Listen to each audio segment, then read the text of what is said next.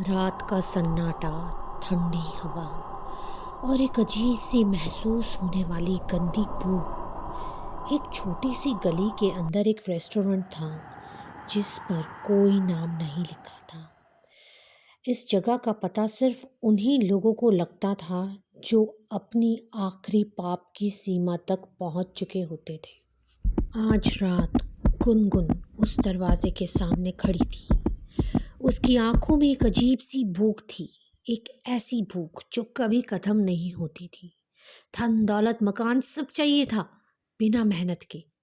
आज उसने फैसला कर लिया था कि शर्मा परिवार की बड़ी हवेली उसकी होगी, लेकिन इसके लिए उसे क्या करना होगा उसे ये नहीं पता था। और अचानक वो उस रेस्टोरेंट के आगे आके खड़ी हो जाती है। रेस्टोरेंट के अंदर गहरी लाल रंग की दीवारें थीं, हवा में अजीब सी ताकत थी। बीच में एक औरत खड़ी थी, शांका। उसकी आंखें अंधेरी जैसी काली, चेहरा शैतानी, शांति से भरा हुआ। तो यहाँ क्यों आई है? शांका ने धीमी मगर शक्तिशाली आवाज में पूछा। गुनगुन आगे बढ़ी। उसकी आवाज में एक शैतानी, अथॉरिटिव और ईगो से भरी खनखनाहट थी। मुझे एक मकान चाहिए, लेकिन वो किसी परिवार का है, पति पत्नी और बच्चों का। मुझे वो सब हटाकर सिर्फ वो घर मेरा होना चाहिए। मैं तो यहाँ से गुजर रही थी, पता नहीं कैसे आपके पास आ गई। शांका की मुस्कुराहट गहरी हो गई। लालच एक भयानक भूख है और मैं तेरे लिए एक खास दावत बना सकती हूँ।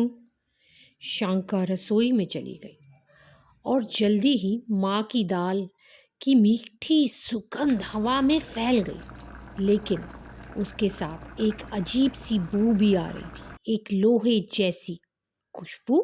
शांका एक बड़ा काला कटोरा लेकर आई।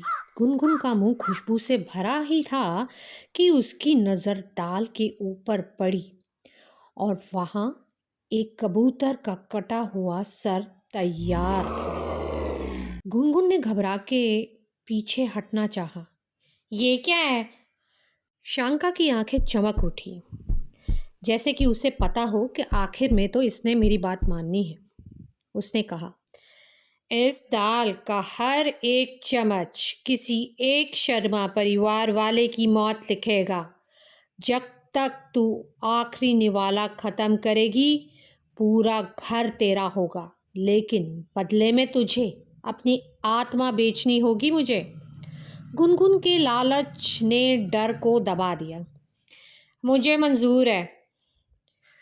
उसने पहला निवाला लिया। दाल गरम और मखमली थी। एक अजीब सी गर्मी उसके अंदर फैल गई। दूर कहीं एक बच्चा चीख मारकर चुप हो गया। दूसरा निवाला, एक और जान चली गई। आखिरी निवाला, सब खत्म। अब सिर्फ वो मकान, सिर्फ गुनगुन का था।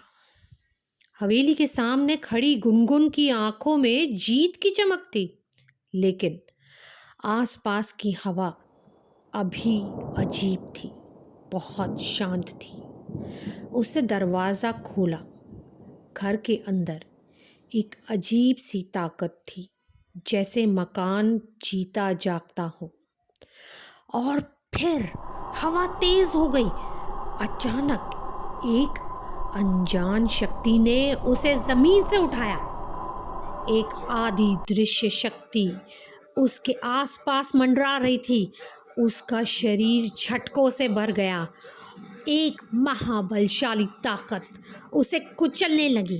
गुनगुन की चीखें हवेली की दीवारों से टकरा रही थी। उसके हाथ टेढ़े हो गए, जैसे किसी अनजानी शक्ति ने उसे तोड़ दिया हो। तभी एक वानर की परछाई दीवार पर बनी, भगवान हनुमान का रूप। एक शक्ति ने गुनगुन को जोर से झटका दिया और वो एक ही पल में उसकी सांसों को रोक दिया। अब वो आत्मा सिर्फ शैतान की थी। वादे के अनुसार रेस्टोरेंट के अंदर शांका एक छोटी सी बॉल को देख रही थी। उसमें गहरा हरा प्रकाश चमक उठा। उसके चेहरे पर एक शैतानी मुस्कुराहट थी। शैतान ने उसका तोहफा स्वीकार कर लिया था। गुनगुन की आत्मा, माँ की दाल का बचा कुचा कबूतर का सर एक बार हिला, फिर चुप हो गया। तो दोस्तों, इस कहानी से आपको ये समझ जाना चाहिए कि लालच एक ऐसी भूख है जो इंसान को बर्बाद कर देती है। गुनगुन को सब कुछ चाहिए था और उसने हर सीमा पार कर ली, लेकिन अंत में उसे सब कुछ खो दिया, अपनी जान, अपनी आत्मा तक। शांका की श्रापित रसोई अभी बंद नहीं हुई है। अगला मेहमान कौन होगा, बता सकते हैं आप?